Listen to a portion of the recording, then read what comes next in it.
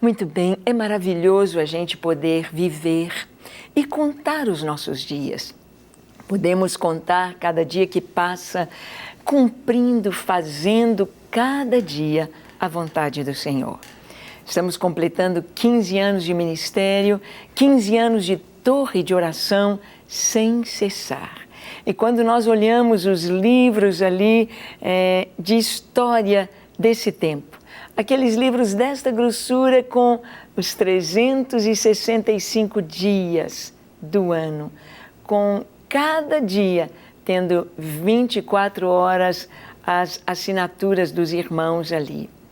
É claro que nem sempre podemos ter todos os irmãos, mas sabendo que esse ministério, que esse chamado de Deus está envolvendo toda a terra, tantas nações, tantos lugares, é um tempo de gratidão, de muita gratidão. E hoje, junto com a Radassa, nós queremos conversar sobre isso. Eu quero deixar a Radassa ter a liberdade de perguntar e de saber tudo que você quiser, Radassa, sobre o ministério. Com certeza, eu vou perguntar tudo, sem exceção de nada. Ok. E uma das primeiras coisas que eu vou perguntar, já para começar, é a história dos Gideões. Como que começou, como que surgiu, quem teve a ideia dos Gideões? Foi uma ideia que veio em conjunto? Deus deu essa ideia a alguém? Como que foi? Ah, essa história é muito linda. Eu gosto muito de contá-la, viu, Radassa? Bem, nosso lar, eu e o Paulo, casados atualmente há 47 anos, mas há 15 anos atrás, no ano 2000, quando o Senhor nos chamou da nossa profissão. Ele nos chamou de uma maneira, assim, muito especial e bem despistada, sabe, Radassa? o Paulo estava no seu consultório, vestido de branco, como médico, com estetoscópio no pescoço. E naquele dia entrou o primeiro paciente e foi cumprimentá-lo e disse: "Bom dia, pastor Paulo." Ele disse: "Pastor, eu não sou pastor, sou médico." E o Paulo disse: "Oh, doutor Paulo, eu não sei por que eu disse isso, me desculpa." E fez a consulta e despediu, entrou o outro paciente. E o outro paciente, então, recebeu a consulta e foi cumprimentar na hora de ir embora. E cumprimentou o Paulo e falou: "Até logo, pastor Paulo." Ele disse: "Pastor, eu não sou pastor, eu sou médico." E assim, aquele dia foram todos os pacientes. E depois, dali para frente, na rua, na igreja, pessoas encontravam com ele e o chamavam de pastor. E se ele fosse uma pessoa de microfone, alguém que estivesse sempre pregando, podia se entender, né, Radassa? E ele realmente não é assim. Exatamente. Ele foge de um microfone, de uma câmera, se ele tem alguma coisa para falar até hoje, né? Sim. Ele vai escondidinho na pessoa, cutuca o ombro, fala e sai rapidinho. Sim, é verdade. Então, ele pensou: o que está acontecendo? E a gente compartilhando, falamos: "Paulo, vamos orar. Deus sabe o que está acontecendo. Por que as pessoas estão te chamando de pastor? Quem sabe Deus tem um propósito e há um chamado. Deus está te chamando para alguma coisa." E a gente, com um apartamento lá na praia, não é? Lá em Guarapari, naquele ano, no ano 2000, o Paulo foi umas 8 vezes na praia e perguntando a Deus: "Senhor, o que queres? O que o Senhor tem para nós? O que o Senhor quer?" E aquela última vez que ele foi sozinho naquele ano, aquela última vez, e ele disse: "Senhor, eu quero um sinal. Se o Senhor está me chamando para algo especial, se o Senhor está me chamando para estar em tempo integral na tua obra, eu não acho que eu sou pastor, eu não sinto isso, mas se é um chamado teu, quero um sinal." E sabe qual sinal que ele pediu? Ele pediu um sinal bem difícil. Ele pensou algo assim: isso não vai acontecer, então bem difícil. Ele disse: "Senhor, se é o Senhor que está nos chamando, eu vou chegar em casa, vou conversar com a minha esposa. Se ela aceitar abrirmos mão de tudo que construímos em 30 anos de profissão, se ela aceitar que nós vamos entregar tudo ao Senhor, colocar sobre o altar, ficar sem nada, aí eu sei que é Deus. Então ele tinha certeza que eu não iria aceitar isso. Porque a mulher, né, Radassa, precisa de segurança. Sim. Os homens precisam de honra. Mas para a mulher é muito importante a casa, o carro, as condições financeiras. Mas eu estava orando também. Então, quando ele chegou em casa, aí ele me disse: Ângela, o que você pensa? Jesus chamou os discípulos no Mar da Galileia e eles deixaram tudo e seguiram. Se é Deus que está nos chamando, o que você pensa da gente deixar tudo? E eu me lembro, Radassa, que eu perguntei para ele assim: tudo o quê, Paulo? Ele falou: tudo é tudo. Eu falei: mas tudo? Ele falou: casa, carro, apartamento na praia, salário alto, clínica, tudo, ficar sem nada. Uau. E eu parei um pouquinho, mas como eu estava orando também, eu disse: olha, Paulo, se é Deus que está nos pedindo, se é Deus que está nos chamando, eu estou pronta. Sabe qual foi a reação dele? Oh, não! Porque não era nada fácil. Sim. E agora já estava registrado nos céus, né? Ele fez o pedido, digamos assim, não é verdade? Sim. Ele que falou: Deus, se for isso, então eu entrego. Não tinha Por volta. mais difícil que fosse. Sim, sim.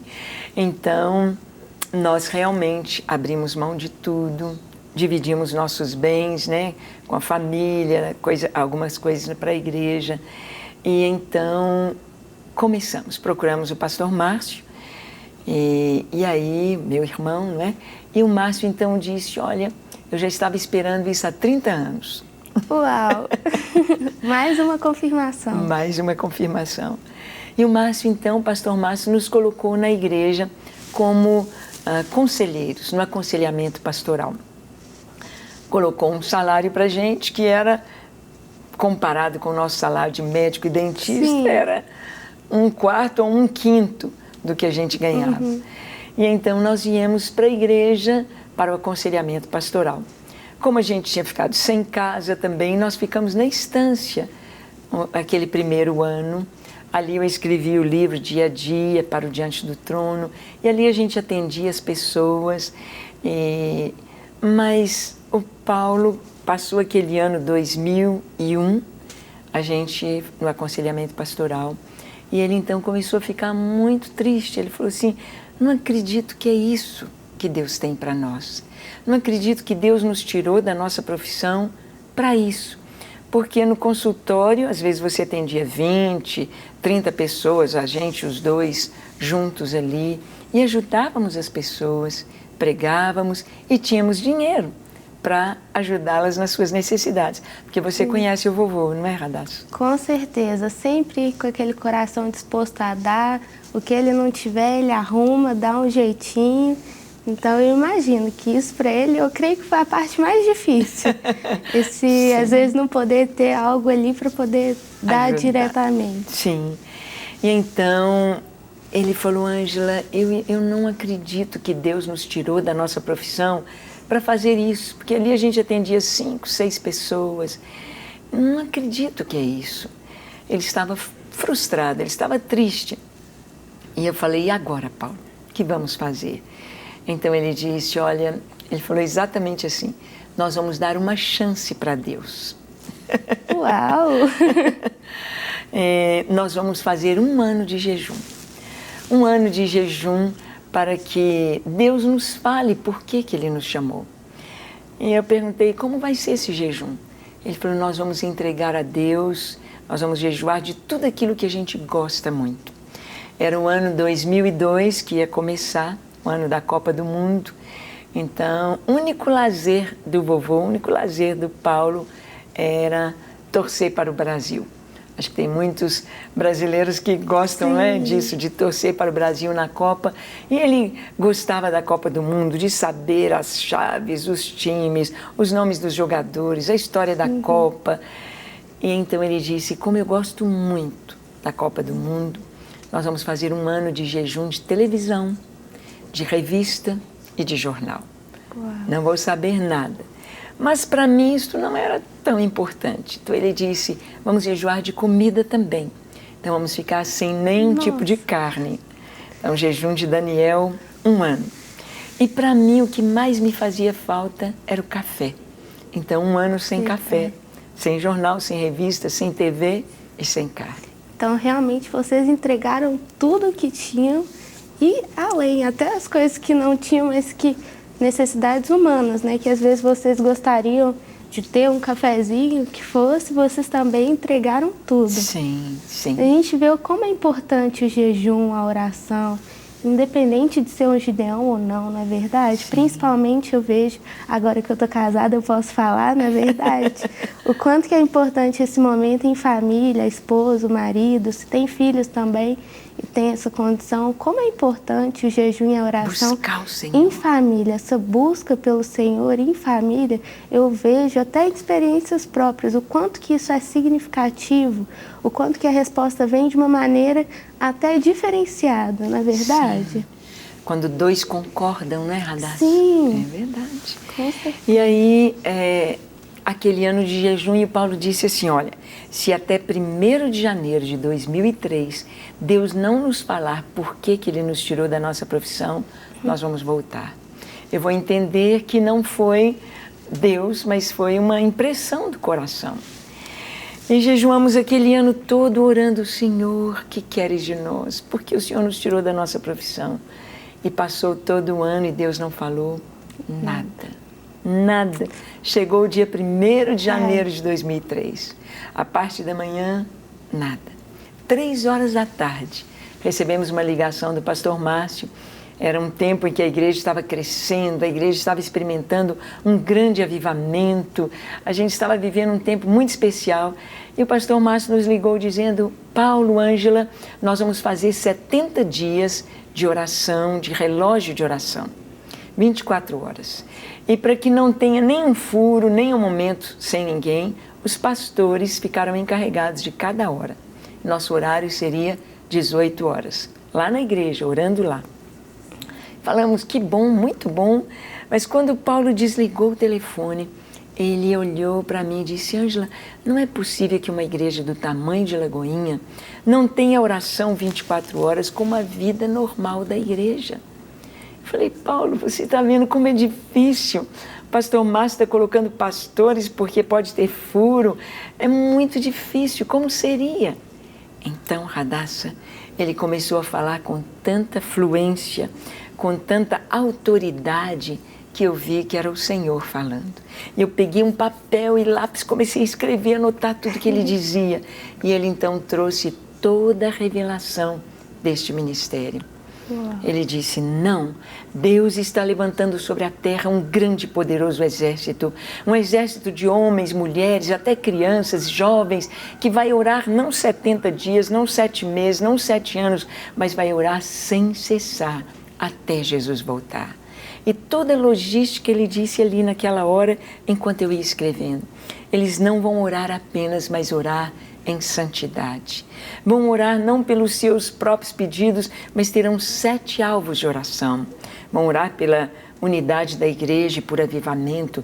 Vão orar pelos próprios intercessores. E como esse grupo vai começar com 300 guerreiros, eles vão se chamar Gideões, como na história de Gideão. E este grupo vai orar numa sala separada na igreja, onde eles entrarão, tirarão seus sapatos e orarão por estes 7 alvos, que incluem estes 7 alvos. Oramos pelas autoridades, pela preparação da igreja para a volta de Jesus, orando pelos lugares onde há catástrofes, pelas nações, orando pela paz de Jerusalém, orando também pela, deixe-me lembrar aqui, pelos pedidos da igreja. Então, assim foi que o ministério começou, desse jeito. Mas você quer ver um pouquinho, Radassa, dessa história? Com certeza. Então nós vamos chamar a nossa reportagem, não é? Sim, vamos chamar então um VT falando um pouquinho mais sobre os 15 anos de ministério, como que começou, como que é a base do ministério, como que a gente trabalha no nosso dia a dia. Vamos lá? O Ministério Gideões 24 Horas está em festa. Esse ano é comemorado 15 anos desde o seu surgimento. E para não passar em branco, vamos contar um pouquinho da história do ministério.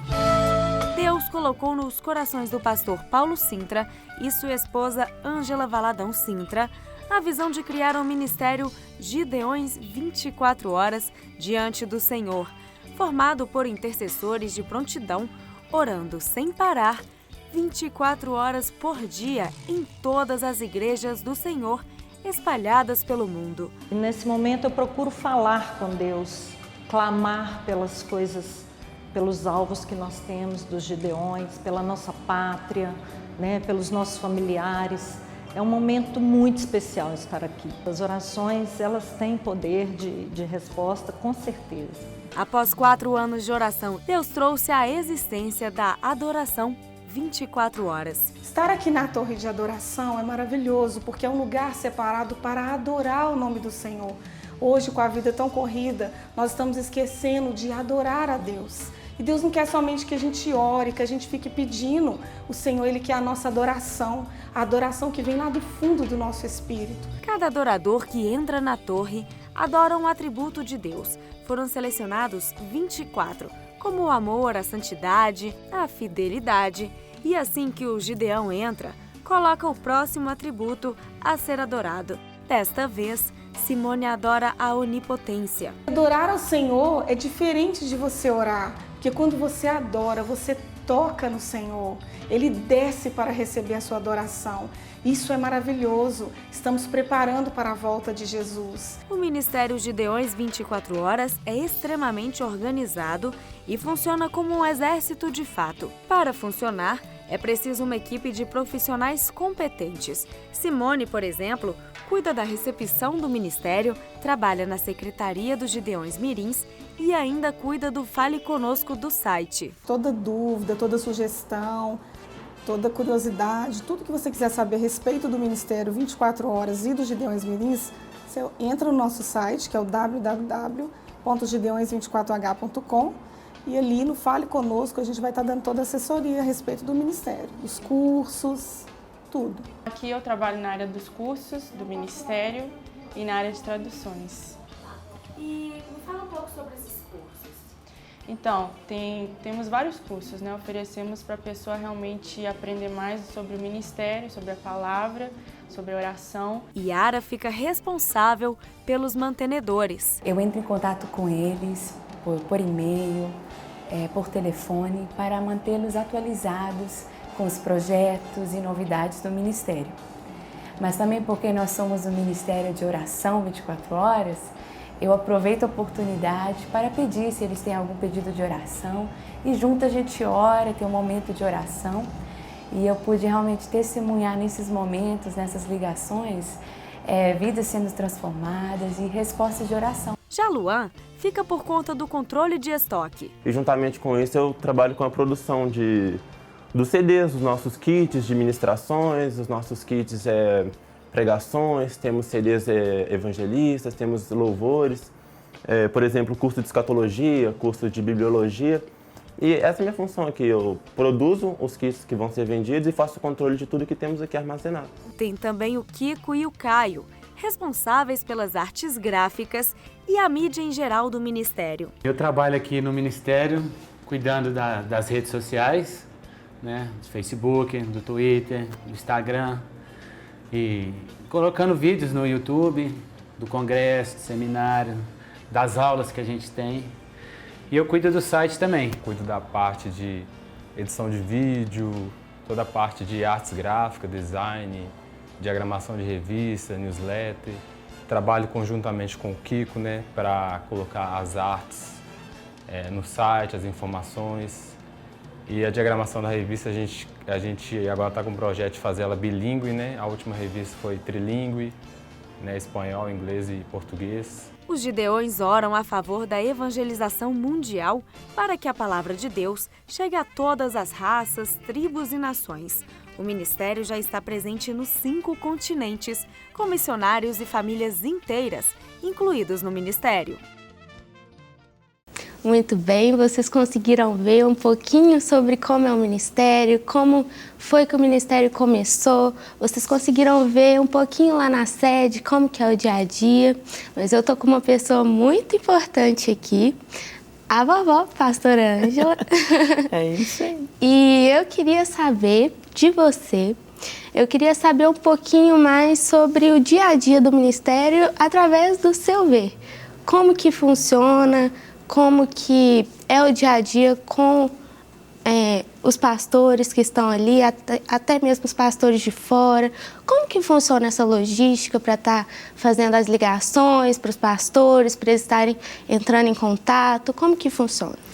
Sim, Radassa, Deus trouxe esta visão para o Paulo, Deus nos trouxe este chamado, um chamado que no primeiro dia o Paulo já disse assim para o pastor Márcio, falou, olha Márcio, esse chamado de Deus não é apenas para a igreja da Lagoinha, mas será para todas as nações da terra, será para o Brasil norte, sul, leste, oeste, para todas as denominações evangélicas que têm a palavra de Deus como sua regra de fé e de prática.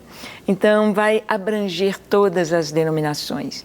E então, nós começamos a ver, logo depois que Lagoinha já estava bem estruturada, a torre, no ano 2003, nós terminamos o ano com mais ou menos 1.000 gideões na sede da igreja e nos núcleos, eram chamados núcleos, as congregações da igreja.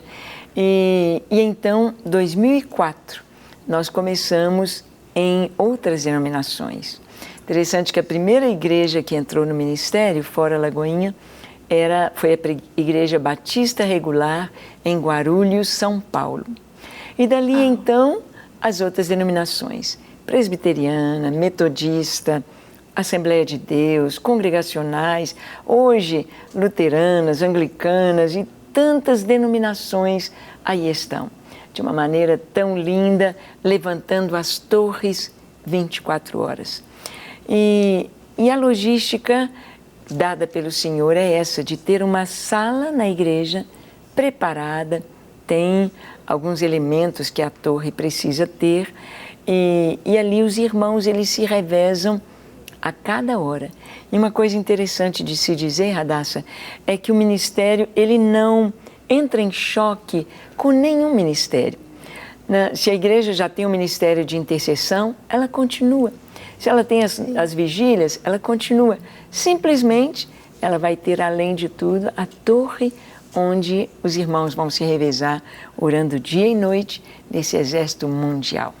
Então, se tem alguém assistindo que tem vontade de ter um ministério e está numa igreja que seja batista, igual você falou, anglicana, o que seja, não tem problema. Qualquer igreja pode estar fazendo parte do ministério. Sim, qualquer igreja evangélica. Aí eles vão ligar para o ministério, você pode anotar aí o nosso site, tem o Fale Conosco lá no site. Nosso telefone é 31 3429 1400, então pode ligar e pedir uma visita. Aí nós vamos, a gente dá um seminário sobre oração, passamos o primeiro curso para não ter de ir e voltar. Então, se a igreja já quer mesmo levantar a torre, a gente dá o seminário sobre intercessão junto com o curso Aprendendo a Orar com a Bíblia. É um curso para aqueles que já estão preparados, aqueles que já estão desejosos de ser intercessores, de orar. E então a igreja prepara esta sala, que é a torre de oração. Os irmãos são capacitados com o curso, face à escala, né, dos horários, e eles começam a orar. E a igreja, tanto se for cobrir toda semana, precisa de 168 gideões, 24 vezes 7, 24 horas do dia vezes 7. Mas ela pode começar com o número que tiver, porque tem igrejas com 50 membros e querem ser gideões. Então eles levantaram lá 12 gideões, 20 gideões, eles podem entrar no ministério. Vão colocar estes gideões em sequência, um após o outro, né, naquele dia da semana, e vão aumentando os gideões. Sim. E assim temos ido por esse Brasil afora e nas nações também. É muito bonita a visão dos Gideões, na verdade. E eu sei que tem uma história que eu particularmente gosto muito, mas eu vou deixar para você contar. A história dos primeiros 300, como é que eles foram escolhidos? Sim, é muito lindo a gente ver como Deus chama, né? Conversamos com o pastor Márcio e ele então disse, olha, estou pronto para a gente começar, podem começar a torre e eu vou ser o primeiro Gideão. Uau! Então, o primeiro Gideão deste ministério foi o pastor Márcio. Que né? bacana. Ele foi o primeiro, está lá a assinaturinha dele na listagem, lá no 2003, está lá a assinatura do pastor Márcio. Então, nós vimos assim que chegamos na igreja, fizemos o convite para os irmãos, todos aqueles que queriam doar 1 hora, uma vez por semana, para estarem orando, buscando a presença de Deus, colocariam o seu nome e seu telefone no gasofilácio. E aí foi tão lindo que nós começamos a fazer as entrevistas, chamar os irmãos para a entrevista. E novamente o vovô Paulo, o pastor Paulo, pediu mais um sinal a Deus. Ele disse assim, olha, Senhor, sempre que a gente chama alguém para a tua obra, para orar, vem mais mulheres do que homens. Sempre. As reuniões de oração, sempre tem mais mulheres do que homens.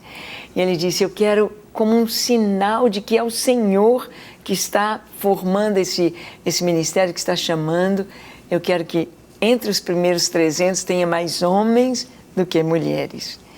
Então, nós fomos entrevistando e separando as fichas. Homens, mulheres, mulheres, homens, homens, homens, mulheres.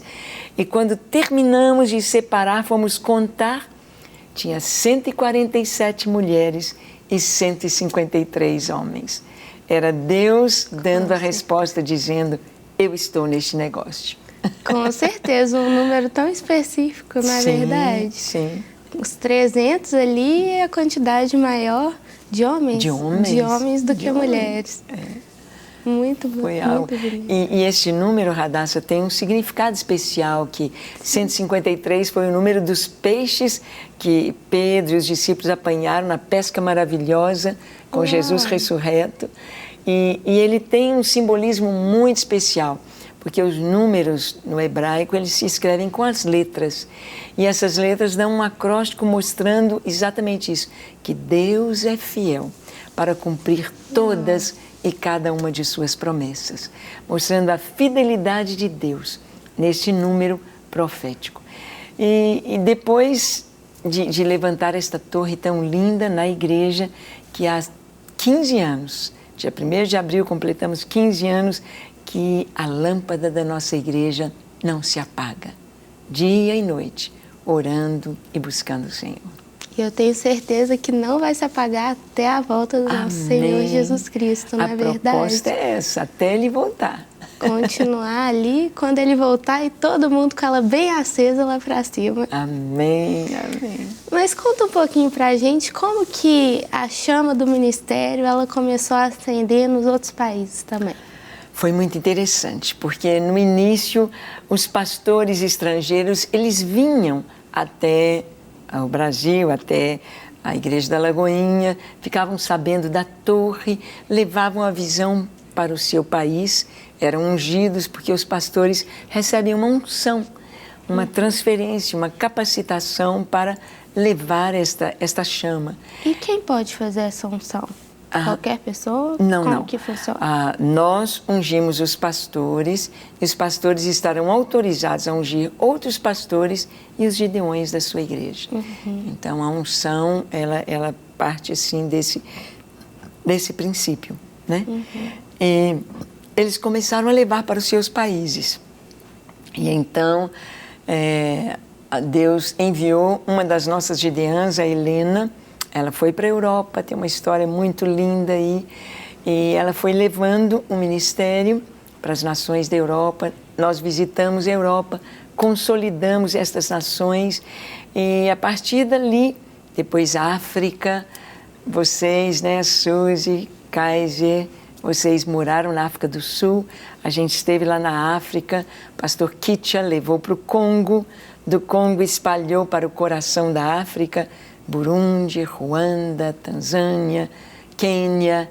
E hoje nós já estamos nos 5 continentes: Austrália, África, Ásia, Europa e América.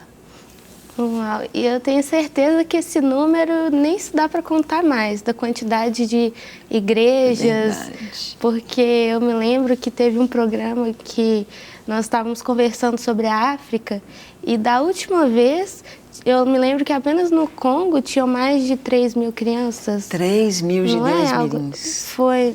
Então, eu acho que, nossa, de lá para cá não tem nem como contar mais. Verdade. Mas eu vejo que é a provisão de Deus, porque a gente vê tantos ministérios na igreja, em todas as igrejas, né? Indiferente das denominações. A gente vê ministérios de dança, de louvor, de teatro, e que são ministérios, se assim eu posso dizer, mais do dia a dia da igreja. E a gente vê o quão é difícil pessoas que realmente têm essa intuição para estar orando, e como que Deus realmente está nisso, né? Porque Ele realmente levantou pessoas que amam o ministério, que expandiram tão rapidamente, em apenas 15 anos, essa visão de uma forma tão específica. Maravilhosa. Para receber todas as novidades do canal, inscreva-se. E se curtir o vídeo, clique em gostei. Aproveite para acompanhar a Rede Super nas redes sociais.